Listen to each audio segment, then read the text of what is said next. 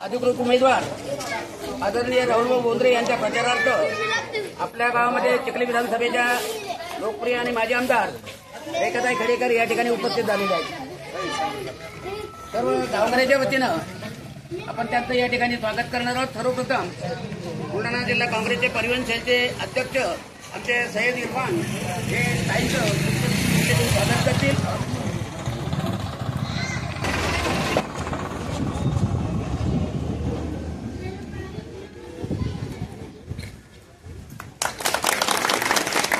आपल्या गावचे ज्येष्ठ नागरिक आदरणीय नारायण इंगळे पाटील हे सुद्धा ताईचं पुष्पहार देऊन स्वागत करतील। ज्ञानेश्वर पवार हे सुद्धा ताईचं स्वागत करतील।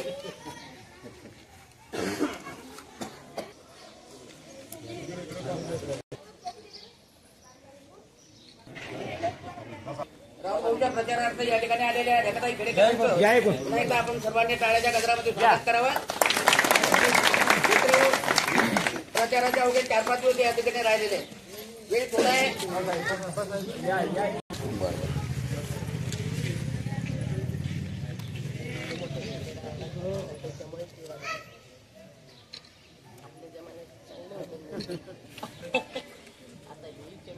जगन्नाथजी लोखंडे हे सुद्धा ताईंचं पुष्पहार देऊन स्वागत करते।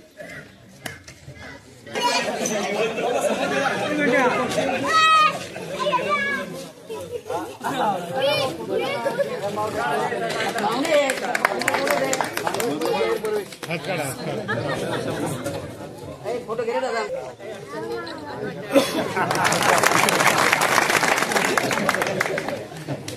निवडणुका आपण या ठिकाणी बघितल्या, लोकसभेच्या बघितल्या, विधानसभेच्या, जिल्हा परिषद, पंचायत समितीच्या निवडणुका बघितल्या।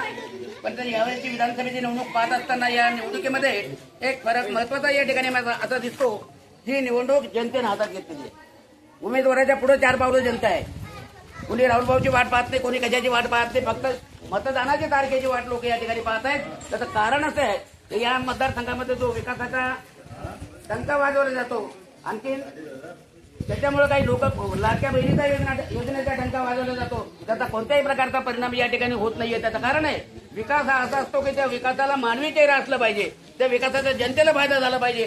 राहुलभाऊच्या 10 वर्षाच्या काळामध्ये विकासाचं नाव काय असतं? ई लर्निंग शाळा, पाण्याचा प्रश्न, सिंचनाचा प्रश्न, रस्त्याचा प्रश्न, हे जे ग्राम दरबार याच्यामध्ये गोरगरिबांचे प्रश्न सुटले, हा खरा विकासाचा अजेंडा असतो। आज या ठिकाणी आम्ही बघतो की भाजपवाल्यांचा विकासाचा अजेंडा वेगळा आहे, काँग्रेसचा वेगळा आहे।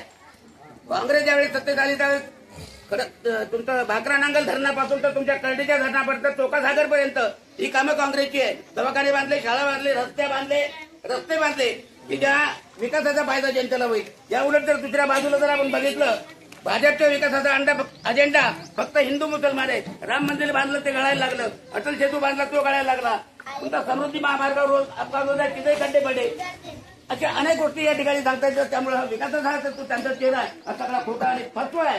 आणि म्हणून या विकासाला कोणतीही जनता बळी पडणार नाही, हे यावेळी अत्यंत चांगल्या पद्धतीने सिद्ध झालेलं आहे। आणि म्हणून दुसऱ्या बाजूला इथं आमचं संविधान धोक्यात आहे। इथं आमच्या शेतकऱ्यांच्या मालाला भाव नाही, वेगवेगळे प्रश्न शेतकऱ्यांचे आहेत। 16 लाख कोटी उद्योगपतींचे माफ होऊ शकतात, परंतु 1 लाख कोटी शेतकऱ्यांचे माफ होऊ शकत नाही। आणि म्हणून शेतकऱ्यांच्या प्रति नफरत असलेलं, प्रेम नसलेलं सरकार या ठिकाणी आपल्याला गाडायचं आहे। आज जाहीरनामा त्यांनीच दिलेला आहे की आम्ही कर्ज माफ करू म्हणून। त्यांनी सत्ता भोगली, त्यावेळेस ते करू शकले नाही, त्यामुळे यावेळेस त्यांचं करणं अजिबात शक्य नाही। आणि म्हणून या कोणत्याही प्रकारचे आपण विश्वास न ठेवता राहुलभाऊच्या पाठीने खंबीरपणे उभे राहा, त्यांना बहुमताने निवडून आणा।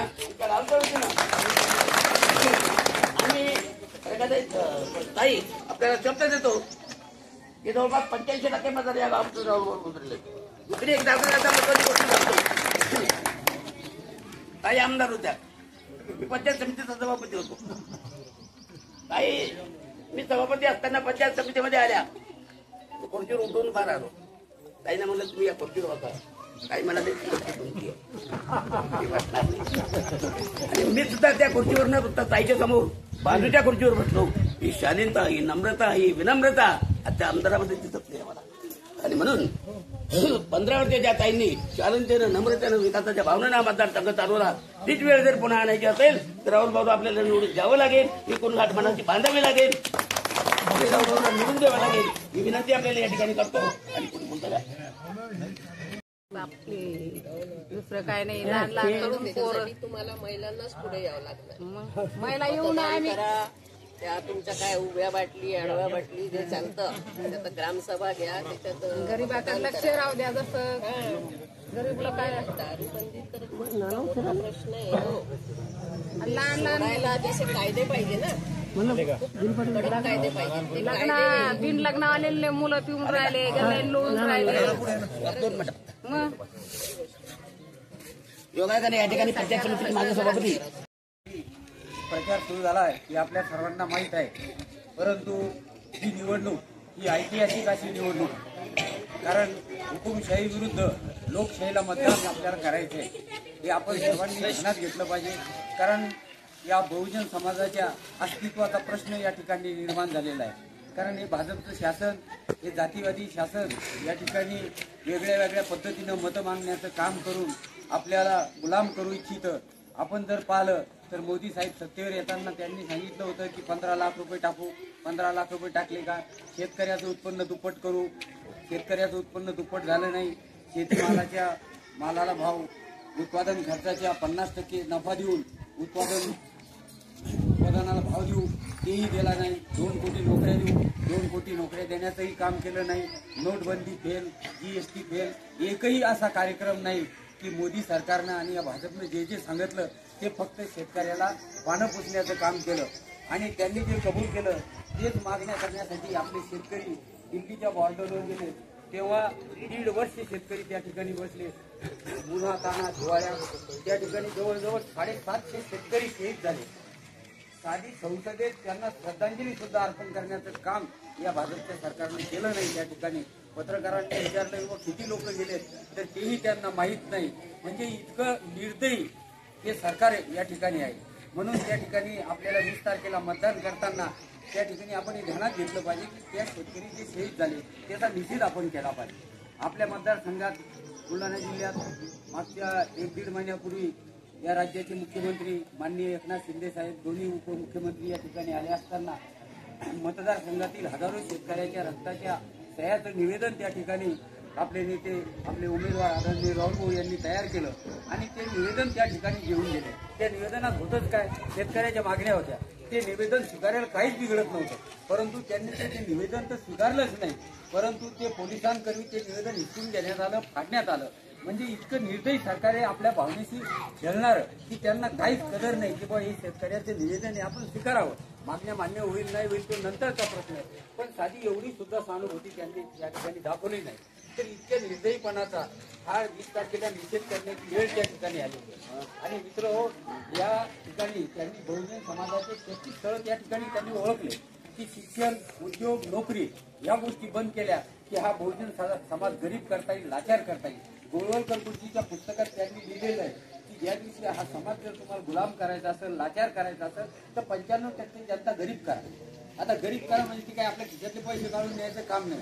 आज जे सोयाबीनले भाव आहे त्या भावावर आपण अंगावरले कपडे सुद्धा बदलू शकत नाही, हे मी सांगण्याचं काम नाही. आपण सर्वजण हाडामासाचे शेतकरी आपल्या सर्वांना कळतं. त्याच्यामुळे ही शेती त्यांनी आता आत आणण्याचं काम सुरू केलं. शिक्षणाचा बचावोळ सुरू केला. या ग्रामीण भागातल्या शाळा बंद करण्याचं कारस्थान त्यांचं सुरू आहे. जर उद्या या ग्रामीण भागातल्या शाळा जर बंद झाल्या तर शाहू फुले आंबेडकरांनी या बहुजन समाजाचे जे संदर्भात स्वप्न पाहिले होते की हा समाज उभा करायचा असेल तर याला शिक्षणाची तास धरल्या गेली पाहिजे. हे शिक्षण बंद करण्याचं काम कपट कारस्थाने ते करू लागले. आणि नोकऱ्या तर खाजगीकरण झाल्यामुळे नोकऱ्या बंद झाल्या. दुसरी गोष्ट, ग्रामीण भागातला गोरगरीब माणसाचा, शेतकऱ्याचा मुलगा, बहुजन समाजाचे मुलगा पोलीसमध्ये भरती व्हायचे, मिलिटरीत जायचे की जेणेकरून 2 मुलं असतील, एखादा मिलिटरीत गेला, एखादा पोलीसमध्ये गेला तर कसं तरी घराला सुखाचे दिवस येतील. तर हे स्वप्न हा ग्रामीण भागातला माणूस पाहायचा. तर या भद्रे शासनानं त्या ठिकाणी 4 वर्षाची अग्निवीर योजना आहे. आता मला सांगा, जर 18-20 वर्षाचा आपला मुलगा भरती झाला आणि तो 23-24 वर्षी घरी आला तर तो कसा सुखाचा संसार करू शकेल, त्या कुटुंबाला काय आधार देऊ शकेल. म्हणजे ही सामाजिक व्यवस्थेची दुरावस्था करण्याचं काम त्यांनी केलं. आणि म्हणून विशेषतः ही महाराष्ट्रातल्या जनतेवर फार मोठी जबाबदारी की हा शाहू फुले आंबेडकरांचा महाराष्ट्र, संतांचा महाराष्ट्र आणि अशा ठिकाणी विध्वंसक प्रवृत्तीने जर हे लोक जगत असतील, वागत असतील तर काय होणार आहे या राज्यात. म्हणून या ठिकाणी फक्त आपल्याला आमदार निवडून देणं हे नाही तर एका झुंबडशाहीचा, एका कसं म्हणता येईल त्याला गुंड प्रवृत्तीचा, एका अराजकतेचा आपल्याला त्या ठिकाणी थांबवायचं. आणि खऱ्या अर्थाने या ठिकाणी लोकशाही प्रस्थापित करायची, संविधान प्रस्थापित करायचं. या ठिकाणी एक मला बाबासाहेब आंबेडकरांच्या भाषणातल्या 2 गोष्टी आठवल्या की बाबासाहेब आंबेडकर असे बोलले होते की बा हे संविधान मी दिलं, हे संविधान अत्यंत चांगलं आहे, परंतु हे कोणाच्या हातात जातं, तो राबवणारा कसा आहे, तो राबवणार जर चुकीचा असेल तर हे संविधान सुद्धा तुम्हाला चुकीचं वाटेल. आणि ज्या दिवशी या देशातले राज्यकर्ते हे पक्ष, पंथ, धर्म याला राष्ट्रहितापेक्षा जास्त महत्व देतील, त्या दिवशी या देशाची लोकशाही संकटात आल्याशिवाय राहणार नाही. आणि आज आपण पाहतो की या भाजपच्या या असंवैधानिक जे राज्य त्यांनी निर्माण केलं आपल्याकडे जोडाफोडी करून, तर आज असं दिसायला लागलं की संविधान धोक्यात आल्यासारखं, ही लोकशाही धोक्यात आल्यासारखी.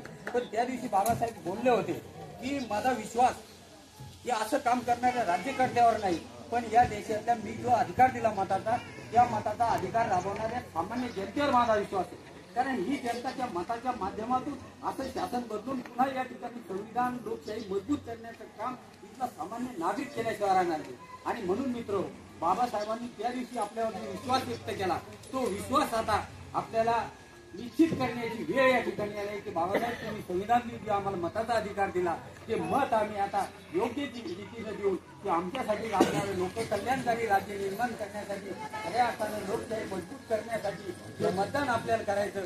म्हणून मी या प्रसंगाच्या निमित्तानं आपल्या सर्वांना विनंती करतो की आपलं मत हे आपल्यासाठी, लोकशाही मजबूत करण्यासाठी, आपल्या मुलांचं भविष्य उज्ज्वल करण्यासाठी, शेतकऱ्यांच्या हितासाठी, या बहुजनाच्या हितासाठी.